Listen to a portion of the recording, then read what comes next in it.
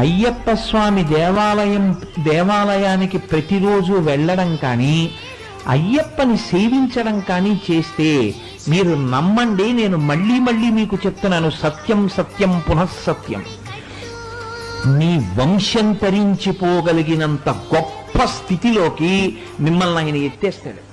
ఎందుకు ఎత్తేస్తాడో తెలుసా అండి? ఒక్కటే కారణం, ఆయన ధర్మశాస్త్ర. ఏది పట్టుకుంటే మీరు వృద్ధిలోకి వస్తారో ఆ ధర్మాన్ని పట్టుకునే వైపుకి మిమ్మల్ని తీసుకెళ్లి కలిపేస్తాడు ఆయన. అందుకే ఆయన ఎక్కడ ఉంటారో, ఎవరు ఆయన దేవాలయానికి ఎడతారో వాళ్ళు ధార్మికులై బ్రతకడం వాళ్ళకి అలవాటు అవుతుంది, పరమ ధర్మంతో జీవిస్తారు.